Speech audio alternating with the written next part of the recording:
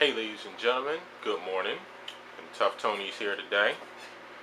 And last night was TNA Impact Wrestling Slammiversary. Now before I got into this, I was going to not go into this with high expectations because I was already giving it the moniker Shouldiversary. However, this event actually was pleasantly surprising. Um, I really enjoyed Slammiversary much more than I enjoyed Sacrifice last month. Minus the knockouts match in the two main events, this card was pretty golden. Pretty interesting. But we start off with the TNA Tag Team Championships with James Storm and Alex Shelley versus the British Invasion, Brutus Magnus and Douglas Williams. Now first off, before I start talking about this match, okay, Chris Sabin is torn an MCL and an ACL, so he's done for a long time. And the British, so Robert Roode was supposed to be injured, and so Eric Bischoff was going to strip him of the belts because, past the 30 days, they was going to treat him like the Knockouts titles. I look at the Knockouts championship, both of the championships title history. Damn near most of the titles were vacated and given to people, or people was winning them in locked boxes. But anyway, one thing I have to say about TNA booking, I know that the British Invasion wrestles on Explosion. I don't know if we can get that in the States. I'm not sure. But anyway, you have Mexican America in Ink wrestle at Sacrifice. Haven't been on television since. And you give the title shot to the British Invasion, who, number one, didn't win any number one contenderships or anything. So why not give it to the guys who are wrestling? I mean, it's just a thought. But yet and still, TNA's creative team is shit. This match is as good as a match with technical wrestling and high flying can get. The British Invasion, those guys, like most European British guys, they are awesome wrestlers. Much better than the Canadians, if you ask me. James Storm and Alex Shelley, for two guys who spent the better part of last year wrestling each other for tag team titles, they work pretty good together. But why Alex Shelley? Why not use, I don't know, maybe Wildcat Chris Harris, another person who hasn't been on television since Sacrifice? You bring him in to bring, just like you did China, to draw money, but it never happened. The same Matt Hardy's been on television one time since Sacrifice. Fuck it. I give this match a 4 out of 5. This match was this was a very awesome, very good match to start the night off with. And then once I seen Scott Steiner cut a promo backstage, I said, okay, that last match was a 4. Now the shitstorm is about to happen, because we all know how I feel about Scott Steiner. Even though I don't say much about him, because pretty much nothing to say. I mean, he's shit, plain and simple. But it was Matt Morgan versus Scott Steiner. This match surprised the hell out of me, because normally I hate it when I see almost 300-pound guys go at it in the ring who are totally inept. Well, Matt Morgan, he's getting a little better. Nothing to write home about. Scott Steiner, I was happy to see a match in TNA that actually had some suplexes. Scott Steiner and Matt Morgan, they worked pretty good. Matt Morgan was on the offensive until Scott Steiner hit him with a low blow, and then Steiner was on the offense for at least 80% of this match. Then Matt Morgan started doing his little combinational matches. Steiner hit a victory roll on Matt Morgan. I don't know how the hell he pulled that off. There was a couple times that I thought Steiner was going to hit a Frankensteiner during this match. But this match actually is pretty good. I mean, seeing who was in it, I can say they actually worked it pretty good. And I would actually give it a 4-star. Matt Morgan won with that bicycle kick. And this is another guy, Matt Morgan, they take so much time to promote and produce. He was in the main event, now he's doing black, and now he's doing dark matches. What the fuck's the point? Then we go to Jeff Jarrett doing a promo about Kurt Angle in 1996, saying how I've taken everything from Kurt except for his gold medals. And in 1996, Kurt Angle was on the podium. receiving his gold medals. Let me think. What was Jarrett doing in 1996? I remember he was in the NWA for a little bit. He was a North American heavyweight champion. Then he was in the WWE, and he was the Intercontinental champion. And by the way, what a terrible Intercontinental champion Jeff Jarrett was. Then we go to a triple threat match for the X Division Championship. We have Kazarian versus Brian Kendrick versus Abyss.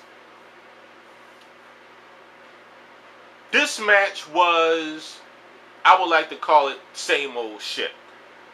Numerous times during this match, you had the crowd chanting boring. And as far as the crowd goes, for the majority of this pay-per-view, all my rankings of these matches, ratings for these matches have been because of the crowd. The crowd helped me out a lot. And another thing about the TNA crowd, I love to see WWE replica belts in the Impact Zone. That's awesome.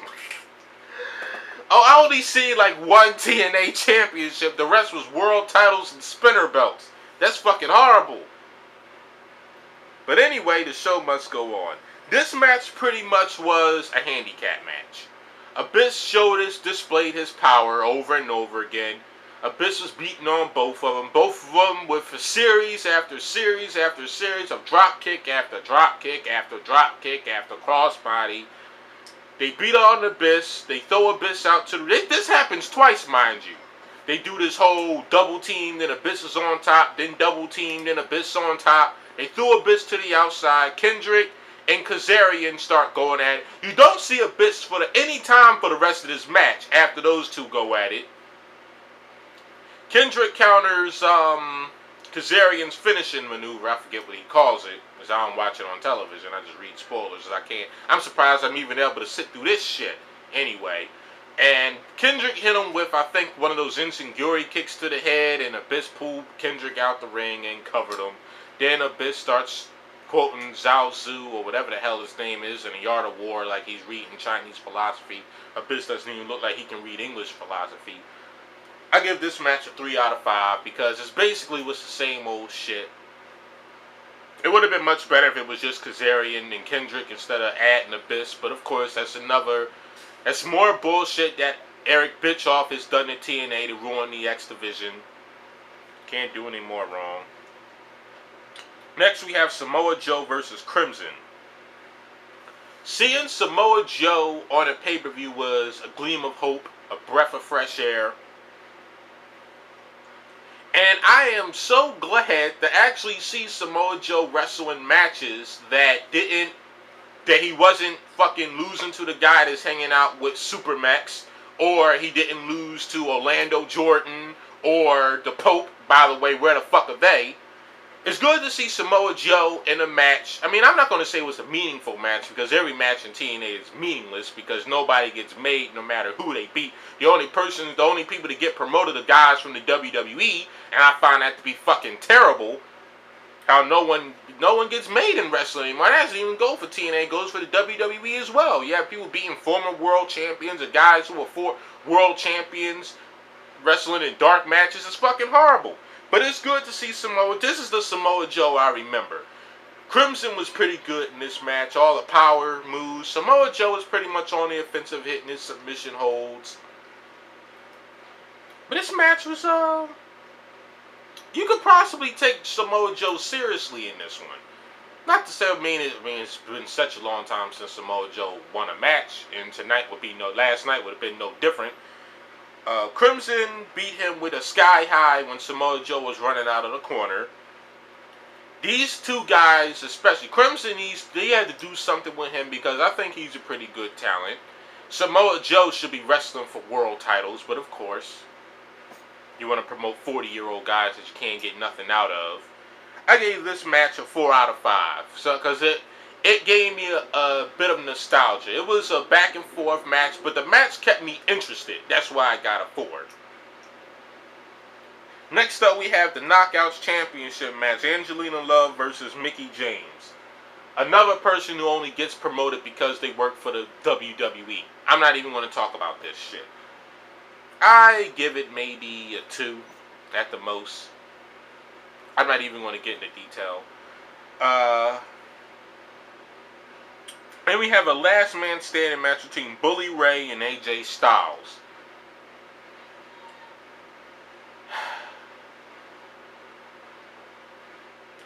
The only thing I can say about this match is that, unlike the WWE, they have Hell in a Cells and I Quit matches and last man standing matches, at least TNA can put a little bit of blood on. Because Bubba Ray got bladed, he got hit in the head with a chain, and he bled for the last half of the match.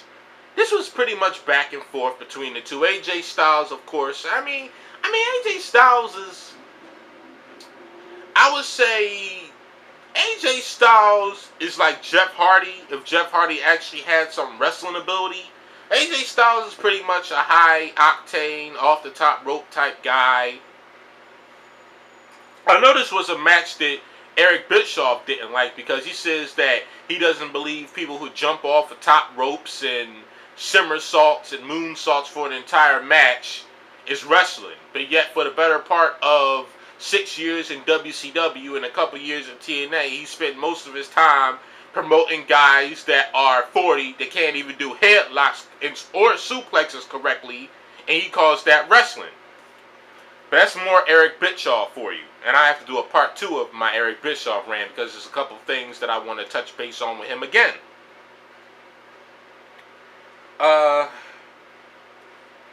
If you ask me, I think the crowd was pretty disappointed with this one because Bully Ray, AJ Styles threw a frog splash from through a table.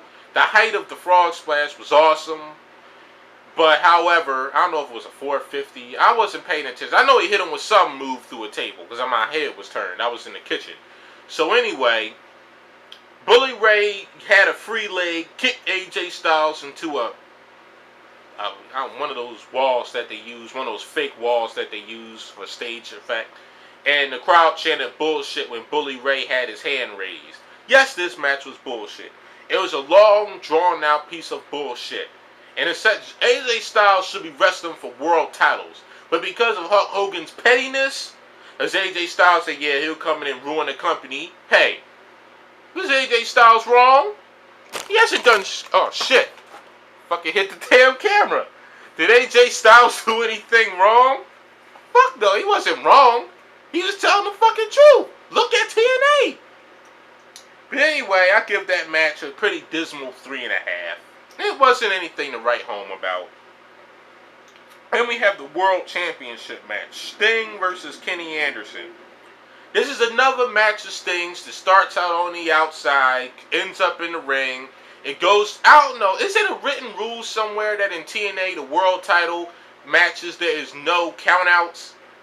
I'm not sure. Because every match Sting has is on the outside of the ring. Nobody's counting the countout.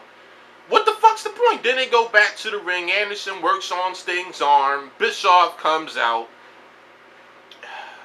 And then that's when I really just lost whatever little interest I had in this match, as Eric Bischoff was at the helm.